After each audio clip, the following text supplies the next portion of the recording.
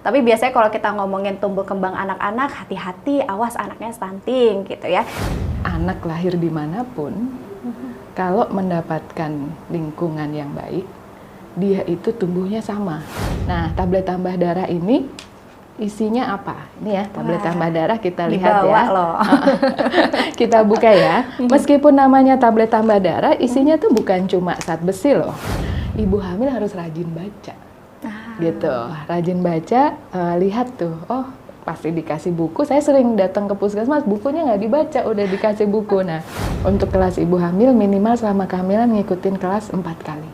Nah, bapaknya minimal 1 kali, tapi kalau mau ikut 4 kali itu juga bapak teladan. Wih, betul-betul sekali.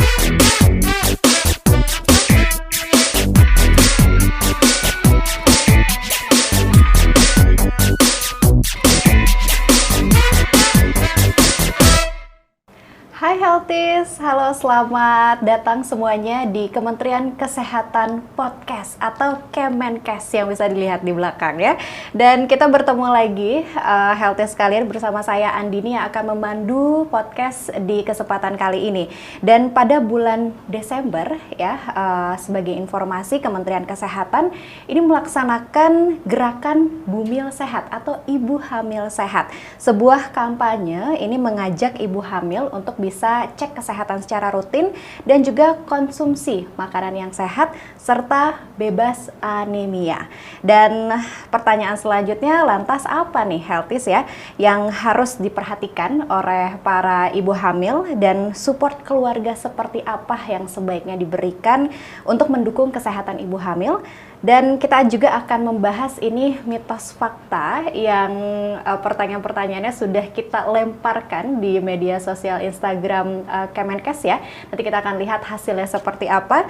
Dan tentunya telah hadir bersama saya narasumber di studio mini kita Kemenkes ya. Ada Dr. Maria Endang Sumiwi MPH selaku Direktur Jenderal Kesehatan Masyarakat Kementerian Kesehatan yang biasa akrab dipanggil Ibu Endang. Selamat pagi Ibu Endang. Selamat pagi, halo Healthies. Gimana kabarnya Ibu? Baik, terima kasih sudah diundang. Iya, ini pertama kali kita ngobrol bareng ya Bu ya. Tapi sedikit bocoran, saya pernah ngobrol sama anaknya di Hari Kesehatan Nasional kemarin. Tapi ini kita sekali lagi mengucapkan senang sekali Ibu sudah mau hadir ke sini karena sekarang di episode Kemenkes kali ini spesial sekali Bumil Sehat, generasi tangguh bebas stunting. Kita langsung saja Bu Dirjen, Bu Endang, kita sering mendengar istilah stunting. Tapi biasanya kalau kita ngomongin tumbuh kembang anak-anak, hati-hati, awas anaknya stunting gitu ya. Nah, tapi bagaimana stunting ini sering dikaitkan dengan ibu hamil? Ini seperti apa Bu Endang? Iya. Pertama kita ini dulu ya, anak yang tumbuh baik itu seperti apa dulu ya.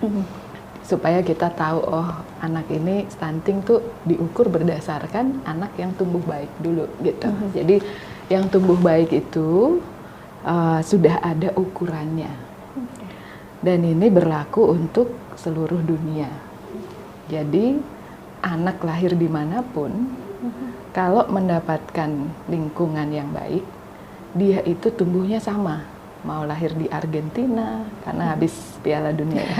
Argentina, di Perancis, di Indonesia, di Afrika, tumbuhnya sama. Nah, pertumbuhan yang baik ini diukurnya dengan apa sih pada balita ya? Ini WHO sudah mengukur beberapa indikator pertumbuhan, dan indikator yang paling sensitif bisa digunakan untuk seluruh anak di dunia, itu adalah indikator tinggi badan. Jadi tinggi badan itu yang kita ukur untuk mengukur stunting.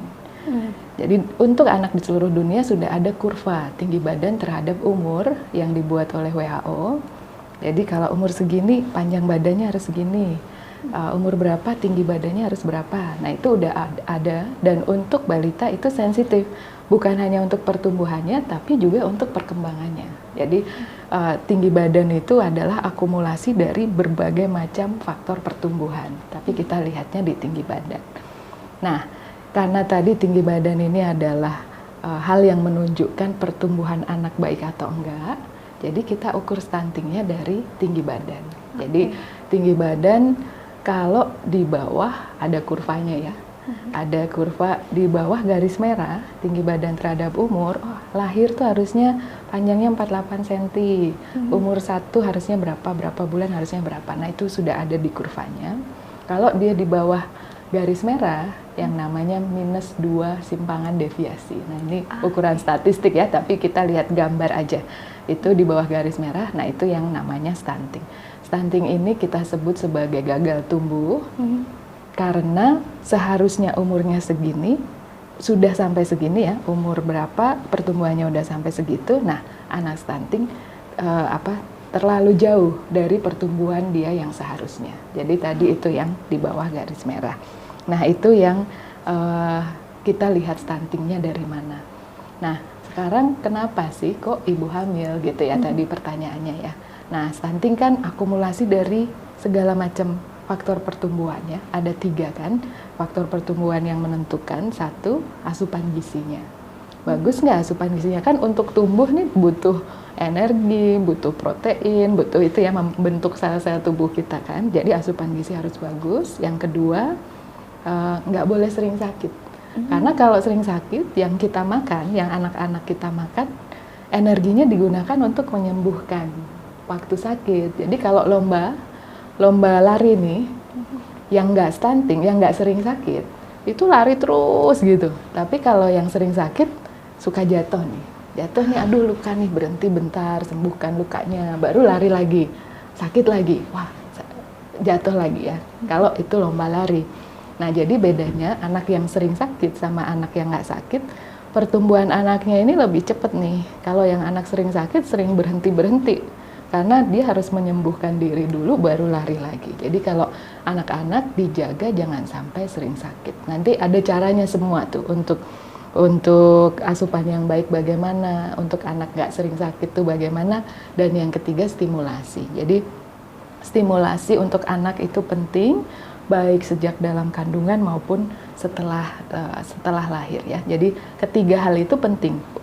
Karena gini, kan kita tumbuhnya itu sejak dalam kandungan ya. Jadi waktu lahir kita udah diukur tuh. Oh, waktu lahir tuh harusnya segini. Anak-anak tuh udah harus tumbuhnya segini, dan ini modal ke kehidupan selanjutnya. Pertumbuhannya itu day by day ya. Jadi setiap hari kita tumbuh segini, besok tumbuh segitu. Nah, ini akumulasinya ini jalan terus. Nah, karena dia terakumulasi, setiap hari harus menjadi hari yang terbaik untuk anak, untuk tumbuh gitu, termasuk pada saat sejak kehamilan. Jadi lingkungan yang baik itu sejak kehamilan. Nah nanti kita bahas tuh sejak kehamilan, ternyata kehamilan juga dipengaruhi sebelum hamil gitu. Jadi itu kenapa kita jaga pada ibu hamil tuh harus bagaimana, dan sebelum hamil harus udah siap untuk kondisi yang kondusif tadi untuk anak-anak kita. Jadi untuk 3 hal itu ya. Nah 3 hal ini mau dibahas atau nanti bahasnya? Nanti deh boleh ya. Karena kita ada fakta mitos yang tadi saya sampaikan di awal. Tapi Ibu menarik, berarti kita kan mungkin sebagai masyarakat awam, wah berarti kita harus memperhatikan tumbuh kembang anak nanti aja nih pas anaknya lahir. Padahal jauh sebelum itu ya, seperti disampaikan tadi oleh Bu Endang. Tapi sebelumnya ini saya sudah punya hasil polling, saya buka handphone ya, Healthies ya. Pertanyaannya itu salah satu upaya agar ibu hamil terjaga kesehatannya adalah mengkonsumsi TTD atau tablet tambah darah setiap hari. Kita lempar nih Bu, kita lihat pengetahuan Healthies ya. Di sini yang vote ada sekitar 6.000 bahkan ya, ada sekitar 6.000-an orang.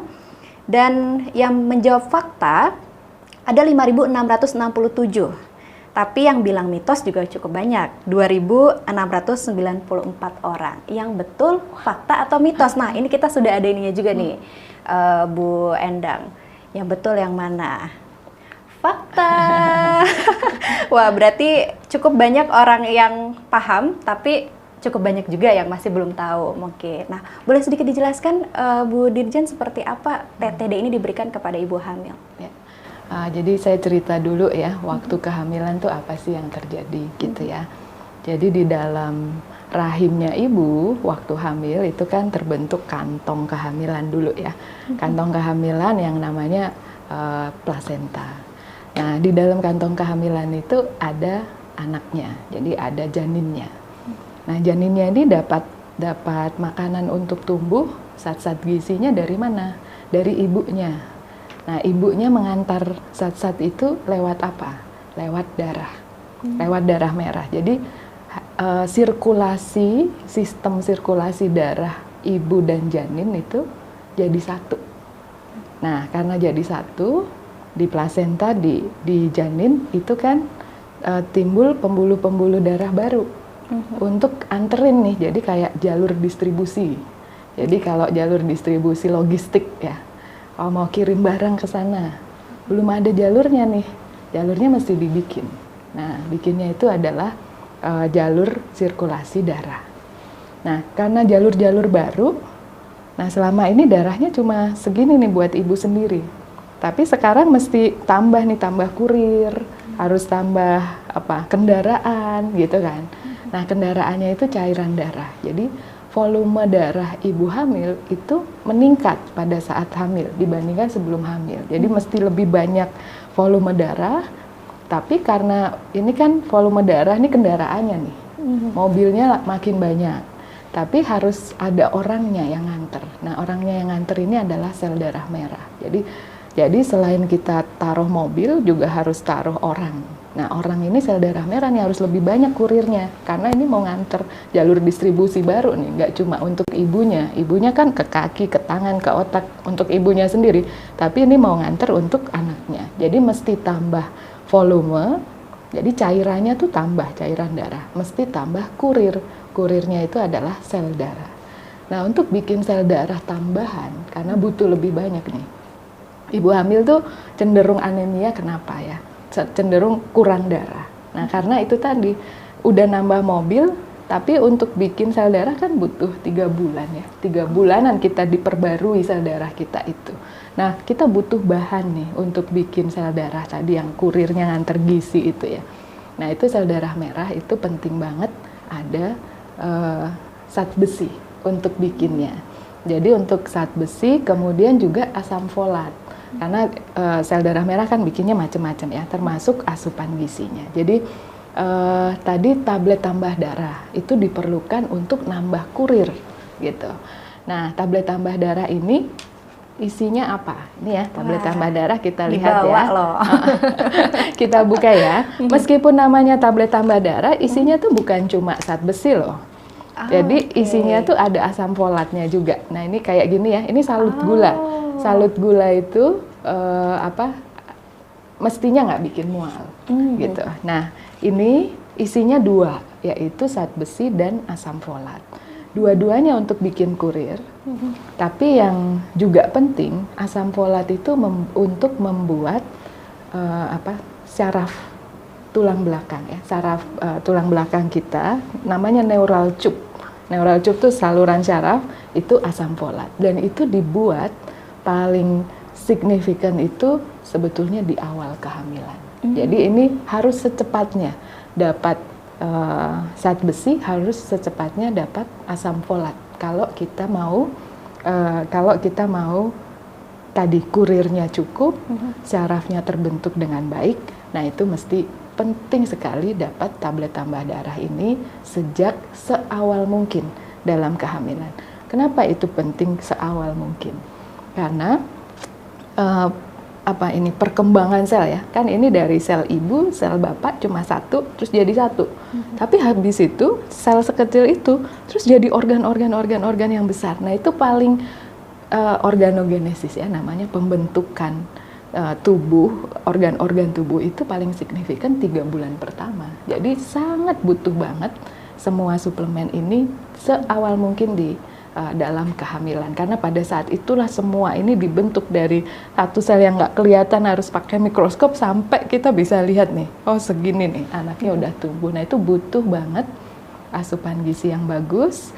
Kemudian tadi asupan gizinya ibunya udah makan bagus, tapi nganterinnya, nah itu butuh kurir baru gitu. Jadi itu kenapa kita mesti sejak awal kehamilan secepatnya telat menstruasi, nih untuk ibu-ibu ya, cepet periksa, jangan oh nanti aja deh sebulan lagi, nah telat. Karena ini sel-sel ini berkembangnya cepat sekali. Jadi secepatnya kita memberikan lingkungan yang kondusif untuk anak kita tumbuh. Nah, bahkan sebelum itu, kalau bisa, bahkan sebelum hamil, habis nikah ya, kan nanti habis nikah tuh cepet hamil tuh. Kebanyakan tuh hamil di tahun pertama. Jadi habis atau sebelum nikah ya, ini kalau kan kita minta 3 bulan sebelum nikah udah cek dulu, paling tidak minimal hemoglobin. Saya anemi nggak gitu. Jadi sebenarnya saya siap nggak sih kalau ada anak di rahim saya, dia bisa tumbuh nggak? Nah itu kita mesti tahu sebelumnya. Tapi sesudah itu pada saat hamil penting banget dijaga ini pertumbuhan anak kita itu. Jadi itu tadi kenapa tablet tambah darah sejak sangat awal dari kehamilan, secepatnya begitu telat menstruasi periksa. Oke, baik. Wah, ternyata tablet tambah darah atau TTD itu sebegitu pentingnya ya, Healthies. Nah, tapi saya penasaran Ibu, apakah si tablet ini sudah tersedia meluas di Indonesia? Kita harus kemana kalau mau dapetin itu? Oke.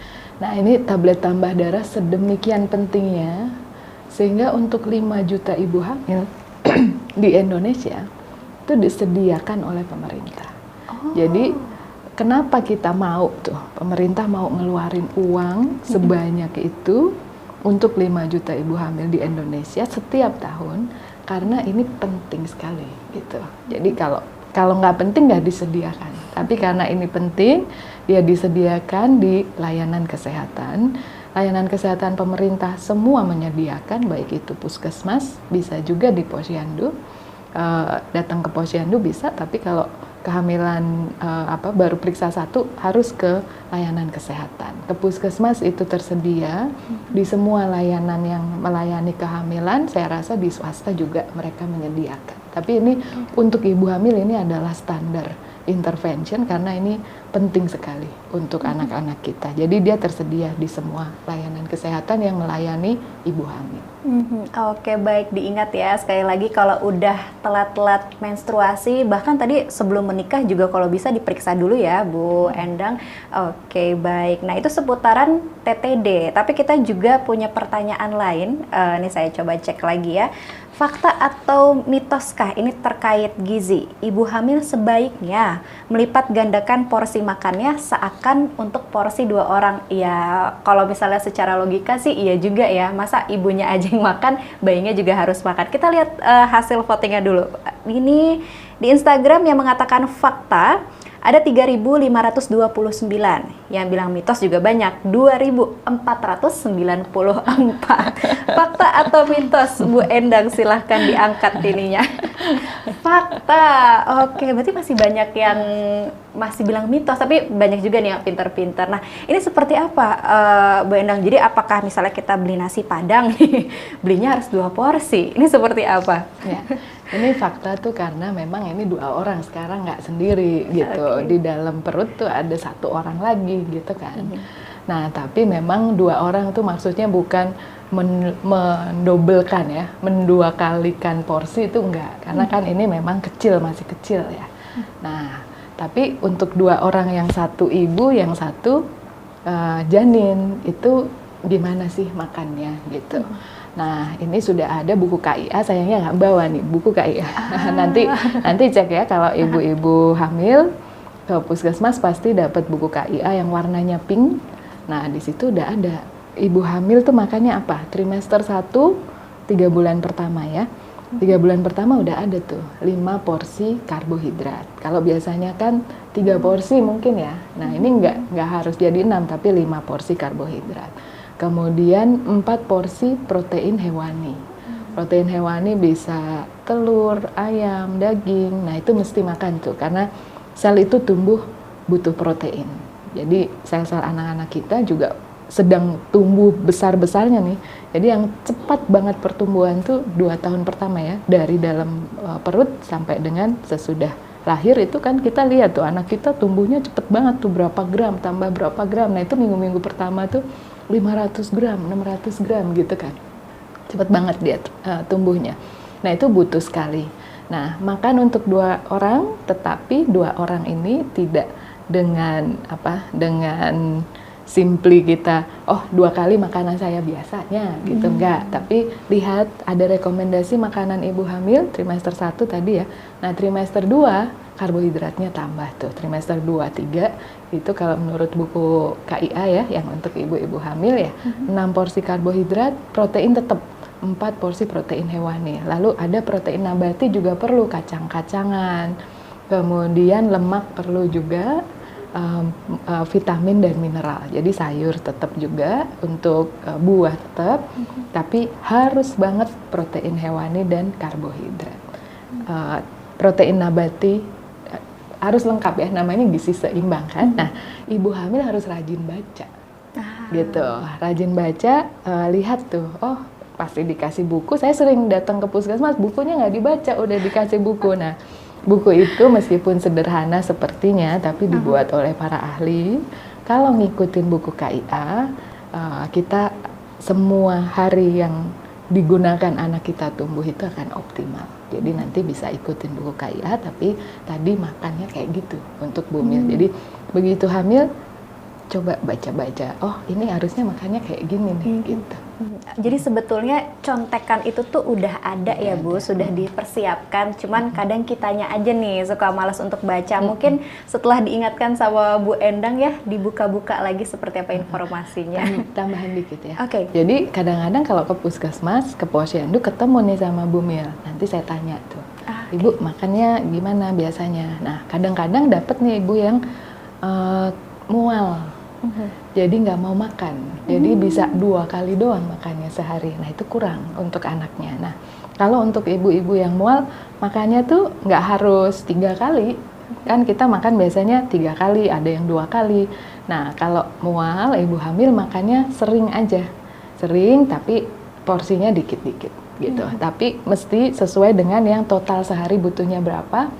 Biasanya mungkin makannya 3 kali, terus mual terus dikurangin. Justru kalau mual makanya ditambah frekuensinya, tapi volumenya bisa dikit-dikit. Oke, baik. Nah, tapi berbicara tentang bumil sehat lagi, yang tidak kalah penting adalah pemeriksaan rutin. Ini salah satu dari kampanye yang dilaksanakan ya, Healthies. Dan kita juga sama, ini ngelempar pertanyaan buat Healthies ya. Nah, tapi ini jawabannya agak tricky memang ya kalau untuk calon ibu hamil yang masih belum ada pengalaman mungkin ya. Jawabannya juga ini ada yang bilang 4 kali dan 6 kali, ini sedikit sekali ya jaraknya. Yang bilang pemeriksaan rutin baiknya dilakukan 4 kali ada 2.789. Yang bilang 5 kali ada 854. Yang bilang 6 kali ada 2.747. Paling banyak tadi yang mana? Paling banyak yang 4 kali. Yang benar yang mana nih? Oke. Nah ini kenapa sih harus periksa setiap bulan ya, gitu.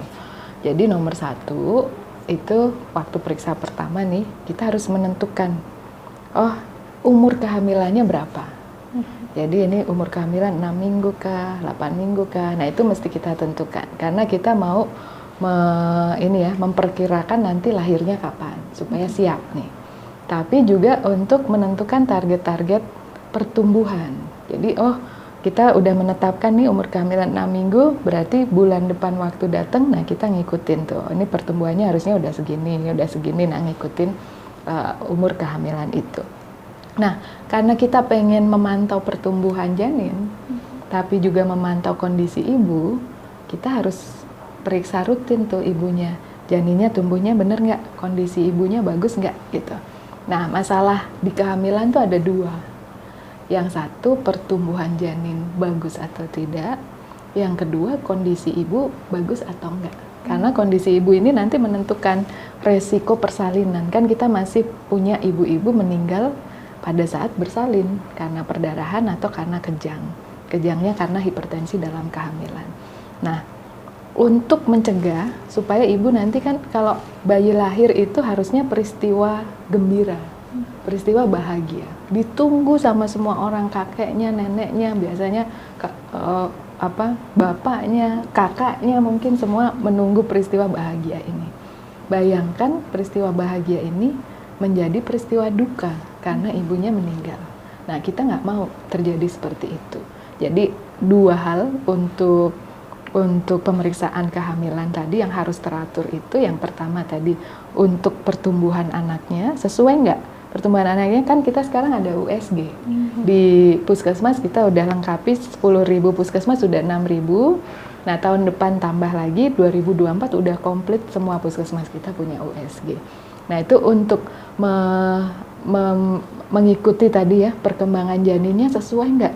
Kan tadi saya bilang ini umur segini tuh udah ada standarnya harus segini, umur segini pertumbuhannya harus segini. Nah kalau agak ini ya deviasi ya, maksudnya agak beda dari pertumbuhannya, nah kita mesti cepet-cepet kita benerin karena ini masa paling penting dari pertumbuhan gitu kan. Jadi mesti sering diperiksa. Terus yang kedua tadi tuh ibu-ibu waktu melahirkan ada resiko meninggal gitu karena perdarahannya karena apa? Oh plasentanya letaknya di mana? Kemudian apakah ibunya anemia? Kemudian hipertensi atau enggak gitu. Nah itu kita cuma bisa dapat dari pemeriksaan. Nah yang 4 kali ini sebetulnya jawaban bagus karena dulu standar kita memang 4 kali.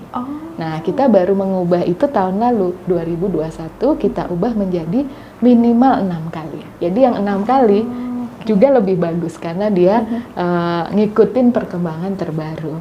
Tetapi tentu saja ibu-ibu boleh lebih dari itu karena 6 kali itu minimal. Jadi pemeriksaan selama kehamilan itu paling sedikit 6 kali untuk bisa kita memantau pertumbuhan janinnya, tapi juga memantau resiko pada ibu hamilnya. Nah itu sudah ada standar WHO ya, kita ngikutin standar WHO minimal 6 kali selama kehamilan. Lebih dari itu tentu saja boleh, karena saya yakin ada ibu-ibu yang periksanya tiap bulan ada juga tuh, gitu. Tapi selama masa kehamilan minimal 6 kali. Oke, baik. Jadi yang bilang 4 kali sebetulnya tidak sepenuhnya salah ya, Bu Endang. Tapi memang sekarang perkembangannya minimal 6 kali. Lebih nggak apa-apa ya, Bu ya? Lebih nggak apa-apa. Oke, baik. Dan Bu Endang, pandangan Ibu ini sebetulnya seperti apa sih bentuk dukungan pasangan bagi istrinya mungkin yang sedang hamil maupun support keluarga? Karena kita kadang sering ngedengar juga nih curhatan-curhatan bumil, aduh suami saya nggak perhatian gitu, atau mungkin aduh mertua saya gini nih kalau saya lagi hamil. Nah ini sebetulnya apakah memang support itu sedemikian penting, Ibu? Nah tadi kan ada detail ya tadi itu, ada detail-detail yang harus dilakukan ibu hamil dan diperhatikan ibu hamil untuk menjaga dua, janinnya tumbuh bagus, ibunya melahirkan selamat gitu. Nah untuk detail-detail itu tadi apa? Periksa, lalu minum tablet tambah darah setiap hari.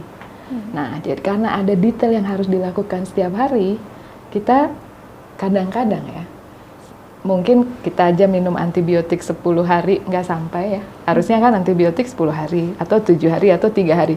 Kadang-kadang 2 hari aja udah nggak minum lagi gitu kan, udah rasanya baik kan. Nah apalagi ini harus minum setiap hari selama kehamilan.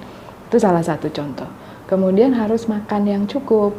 Kemudian harus periksa. Nah ini semua detail ini untuk ibu-ibu yang harus melakukan segala macam aktivitas, termasuk kerja, mungkin di rumah masih melakukan pekerjaan-pekerjaan di rumah. Nah, detail-detail itu bisa jadi terlupa atau bisa jadi terkesampingkan gitu. Nah, itu dimana kita butuh dukungan.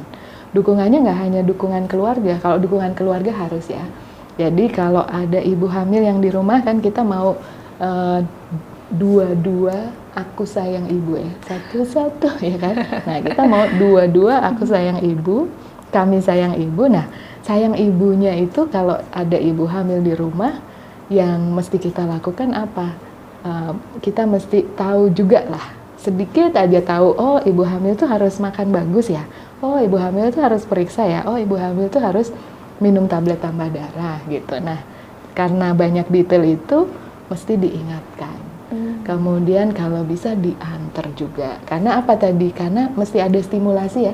Stimulasi untuk ibunya bahagia, anaknya bahagia kan. Jadi ibunya capek atau ibunya banyak emotional burden gitu, nanti anaknya juga tumbuhnya kurang baik. Jadi kenapa butuh dukungan itu? Satu, supaya semua detail itu bisa terlaksana. Tapi yang kedua supaya situasi stimulasi sejak di dalam rahim itu berjalan dengan baik. Jadi emotional situation dari ibu ini bagus juga dijaga supaya ibunya bahagia, anaknya juga bahagia, lalu tumbuh dengan baik. Oke, baik. Jadi sebetulnya edukasi-edukasi seperti ini bukan cuma untuk ibunya, tapi kalau bisa suaminya, pasangannya, keluarganya semuanya ikut dengerin. Jadi bisa tadi saling mengingatkan gitu ya, detail-detail penting yang harus diperhatikan oleh ibu hamil. Nah, caranya gimana tahu detailnya itu? Ini kita ada namanya kelas ibu hamil. Kelas ibu hamil itu selama kehamilan selain periksa tadi ya, itu bisa datang ke kelas ibu hamil. Di kelas ibu hamil itu ada edukasinya. Oh, makannya harus apa? Ada senam ibu hamilnya. Kemudian ngobrol sama ibu hamil yang lain. Nah, bapak-bapak minimal 1 kali ikut kelas ibu hamil. Itu yang kita inginkan. Di kelas ibu hamil tuh suami ikut minimal 1 kali. Kalau mau lebih dari 1 kali juga boleh menemani istrinya. Jadi tadi itu di mana kita bisa dapat pengetahuan itu bisa dapat di kelas ibu hamil. Di semua puskesmas ada untuk kelas ibu hamil minimal selama kehamilan ngikutin kelas 4 kali. Nah, bapaknya minimal 1 kali. Tapi kalau mau ikut 4 kali itu juga bapak teladan. Wih, betul-betul sekali. Saya baru tahu ternyata kelas ibu hamil ya boleh-boleh aja didatengin sama bapaknya ya, Bu. Justru harus minimal 1 kali. Oke, baik, dicatat ya, diingatkan pasangannya. Oke, baik.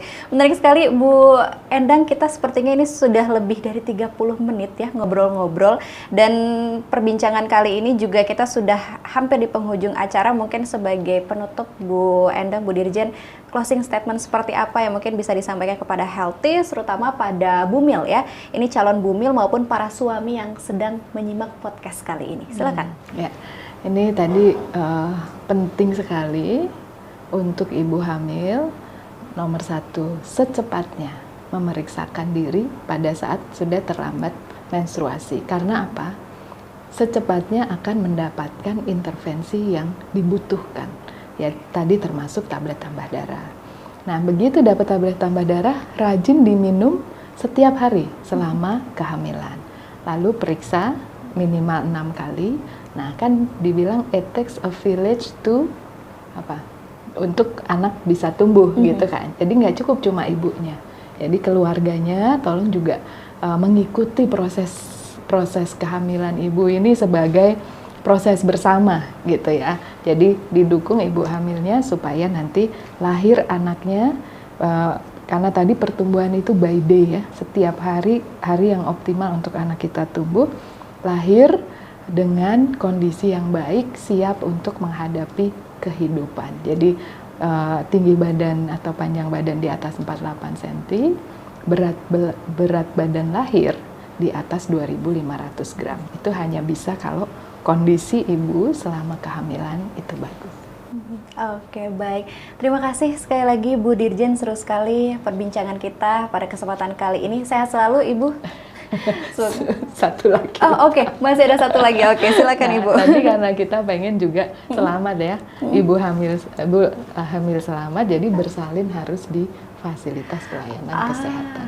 Oke, itu ya, jangan lupa juga. Baik, terima kasih banyak sekali lagi Ibu. Semoga nanti kita bisa bertemu lagi. Ini kayaknya abis di-upload di YouTube nanti banyak pertanyaan. Mungkin nanti harus ada part 2-nya nih, Bu. Oke, baik. Dan Healthies, itu dia Kemenkes Kementerian Kesehatan Podcast di edisi Bumil Sehat Keluarga Tangguh Bebas Stunting. Dan saya ingatkan kembali untuk Healthies yang ingin mendapatkan informasi lebih lanjut mengenai kesehatan dapat menghubungi di Halo Kemenkes 1500567. Kemudian di website kami juga di www.sehatnegeriku.kemkes.go.id dan juga bisa mention ke Twitter @kemenkesri atau dengarkan radiokesehatan.kemkes.go.id. Jangan lupa untuk subscribe, like, dan juga komen serta nyalakan lonceng di Kementerian Kesehatan RI ya, di official YouTube kami, dan juga ikuti terus Kemenkes. Kementerian Kesehatan Podcast episode selanjutnya saya pamit undur diri. Salam sehat.